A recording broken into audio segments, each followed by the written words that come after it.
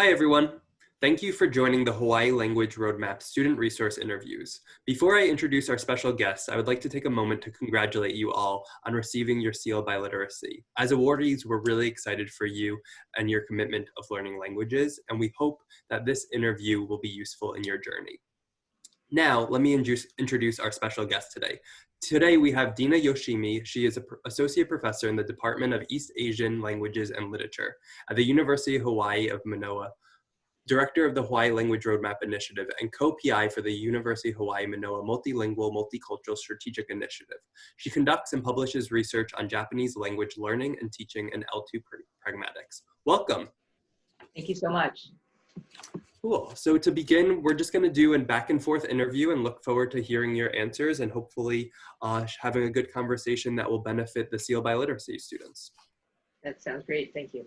Great. So the first question, if you feel comfortable, we would love to hear more about your professional journey and what you learned in working in the multilingual field.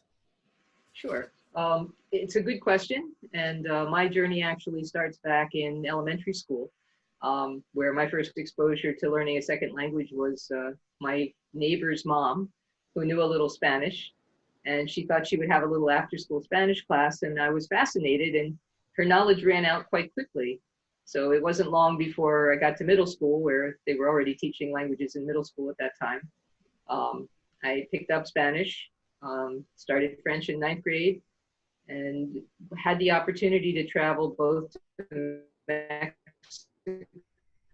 and then to Spain, where I found out that knowing a language actually is a huge, because it gets you to places you never thought you'd be. And it gets you to talk to people who you never thought you'd be able to meet. So in Mexico, I was really literally in the middle of nowhere, 10 kilometers off the main highway in a very remote area of Oaxaca.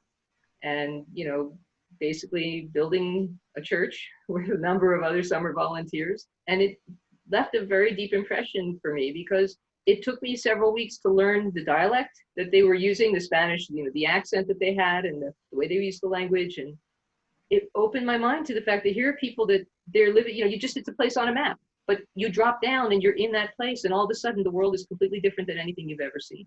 And so I would think I've been very fortunate to be able to learn a language and then live in the country. I've spent 2 years in China after studying Chinese for a couple of years. I've spent some time in Japan, of course, now that's my profession. But each time it's been a new, what I've learned has helped me to inhabit the new place, but there's also been just huge learning curves to understand that, oh, this is a different place and this is a different way of interacting and these are different rules for, you know, making friendships or having conversations. And it's everything from, you know, gender relationships to, you know, politeness to what it means to be a friend and how much you impose on somebody. How the language organizes the way you know, think of things as being right and wrong or fair and unfair. And of course, then there's always the occasional basketball or hike or something, right, that gives you a chance to really experience the things you love in somebody else's world. So I'd say that the journey has been a joyful one, and I'm looking forward to the next language I can learn so I can spend some time maybe in Korea or someplace else in the world. Awesome. What I really appreciated through that kind of description in your narrative is encapsulating that you don't need only one language to be multilingual, right? You have opportunities to kind of continue to expand and to continue to learn, and it's never ending. And that when we learn languages, it's opening doors into new worlds. Absolutely. Absolutely. So yeah, thank you for sharing. Mm-hmm. Now kind of jumping into a little bit more about the Japanese program, we would love to hear about what opportunities in the program our students have at their fingertip, or what are opportunities that are available? Sure. So right now we have a range of language opportunities for learning the language. Embedded within those are growth opportunities. So we're not talking about just an academic capacity, but we're actually talking about a proficiency development. Our program in Japanese is really focused on improving the capacity to interact with others in an everyday way, in everyday tasks and the kinds of things that we do here in Hawaii. Doesn't mean you're traveling to Japan. There's lots of times that people use Japanese in Hawaii now. So the classes themselves provide an opportunity to build proficiency. And as you move up through the upper level classes, there are classes that are dedicated to actual business language. There are classes that are dedicated to more careful styles of speech, so that if you want to enter into, for example, or any kind of service industry, even, a banking kind of position, where you need to develop trust with your clients.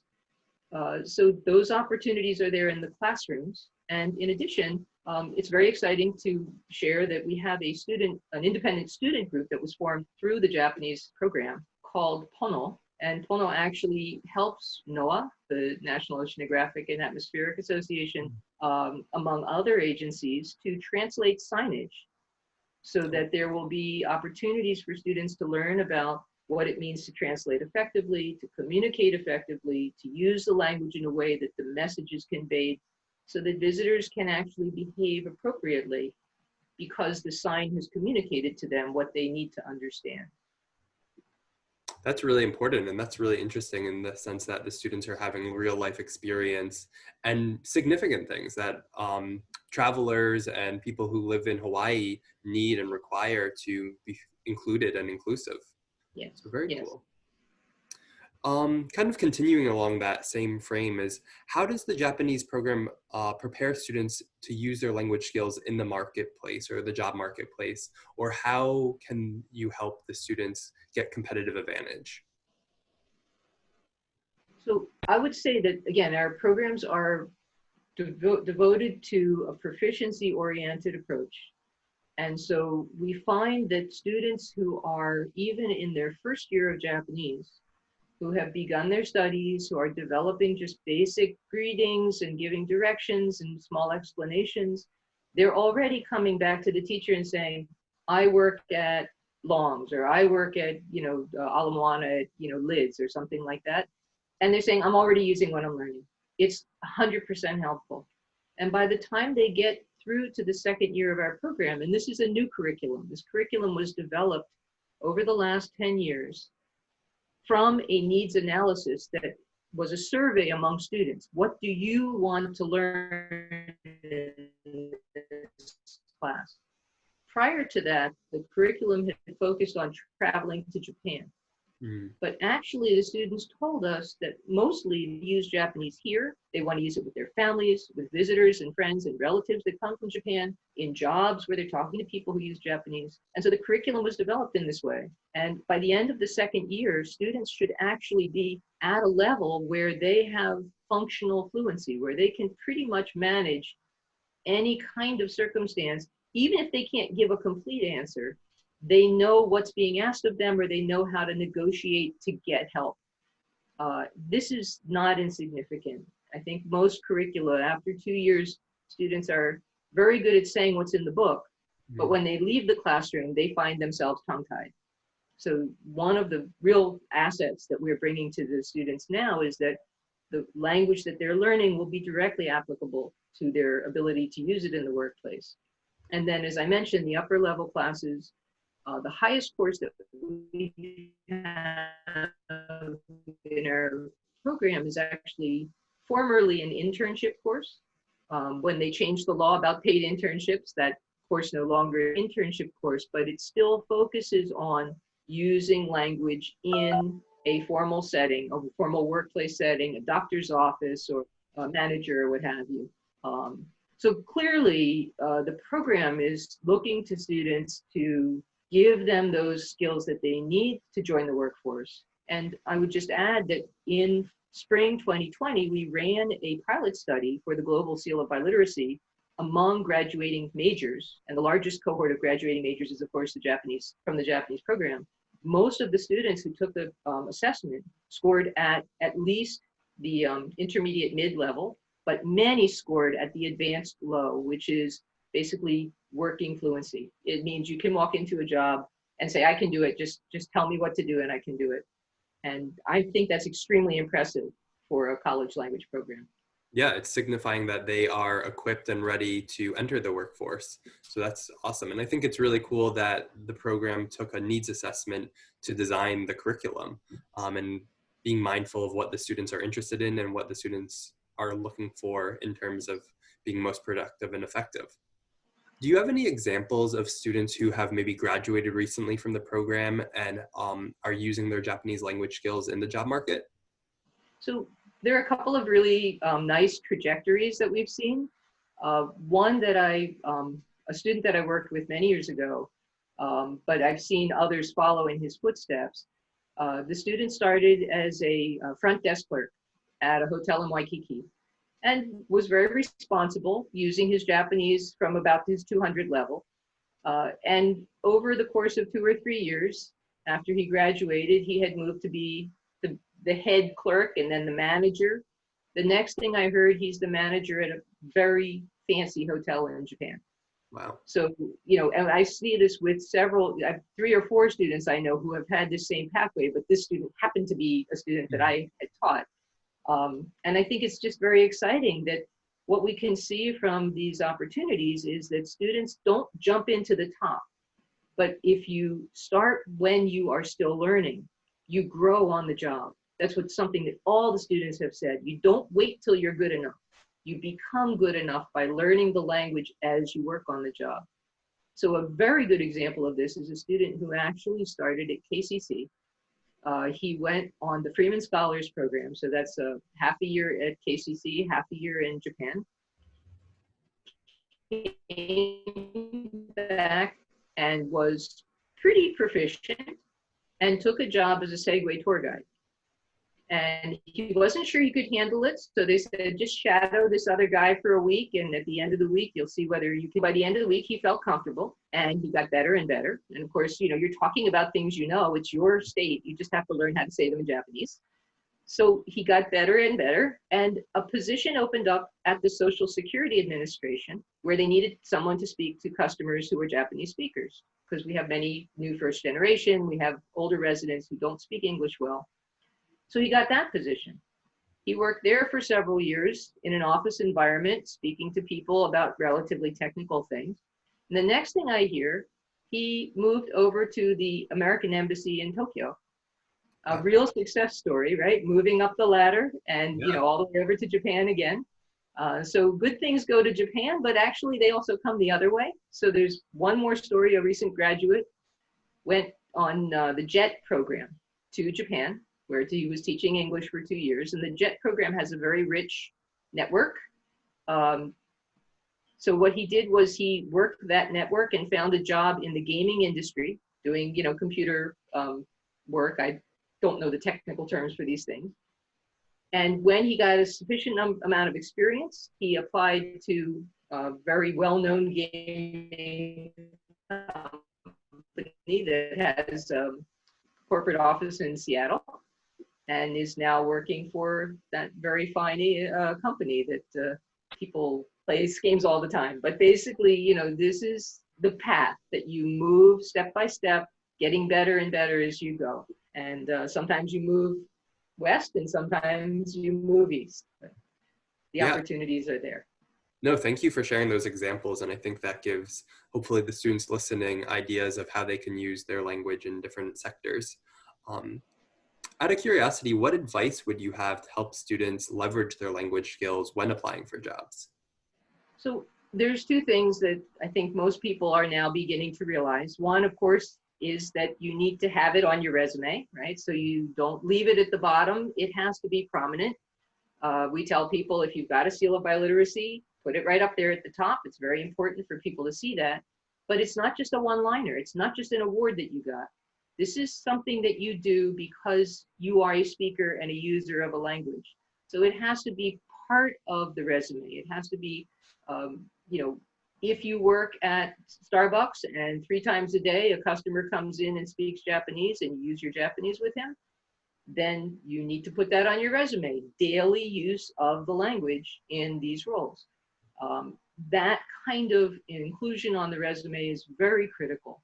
The other piece of it, though, is informing the employer what all this means. So most people who are interviewing you are going to be monolingual. They're not going to really understand what it means that you speak Japanese. And so what's important is to be able to convey to them, I can do these things while I'm on the job in Japanese. I can answer emails. I can, read touristic, booking arrangements. I can solve problems related to reservations. Right? It's not just a matter I can greet people and point them to the bathroom. So you want to make sure that you are giving the employer an education about what you bring.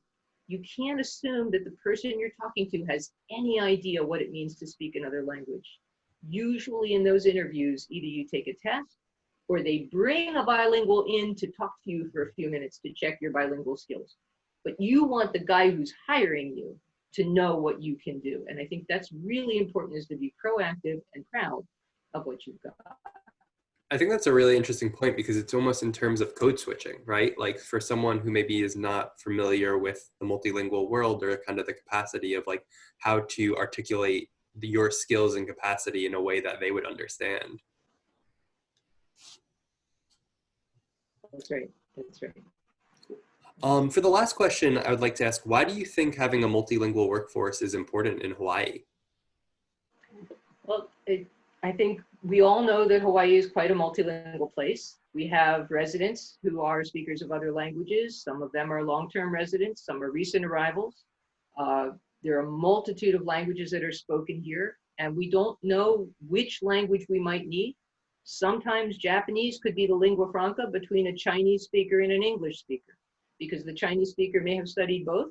The English speaker may have studied Japanese, and the Chinese speaker can't speak English yet, but Japanese is strong. So then you find that actually Japanese becomes your lingua franca. It's not unheard of. So working with people who are residents, also very important to make sure that we can talk to the people who are coming to visit. As I said, to make sure that they're safe, to make sure that they understand what we're communicating to them, to make sure that if they have concerns, somebody can help them. You can't imagine the fear that comes when you are in a country where you don't speak the language and something's happening around you and you have no idea what it is. And you can't tell by tone of voice, because we know different languages have different uses of volume and stress and pitch, and you can't judge it based on English. So those aspects are the very practical aspects. But the other piece that I just want to touch on briefly is there is the heart. Right? We talk about aloha, but the idea of aloha is not simply being caring, but actually seeing the other person and their needs. And one of the most important things that we do when we use another language is to be able to see the world in a different way than the way we use when we use our own language. So that empathy, that caring, that flexibility of thinking, having a nation or having a state that can actually bring that to the workplace means that we will be better coworkers and better employees working with the people who come who need our help in other languages. Awesome. No, thank you for sharing that, those words of wisdom and advice. And I think you encapsulate it with it's the spirit of aloha. And I think that's a great way to frame our language learning and recognize why it's important and why it's especially important here in Hawaii. So thank you again for joining us. And thank you to all the Seal by Literacy awardees who are listening. And hopefully today, this conversation helped you in kind of your language journey and how you're thinking about using your language in the workforce. And hopefully you'll see some students entering into the Japanese program who are Seal by Literacy awardees. We look forward to welcoming them and send our strong congratulations to them all. Thank you. Thanks.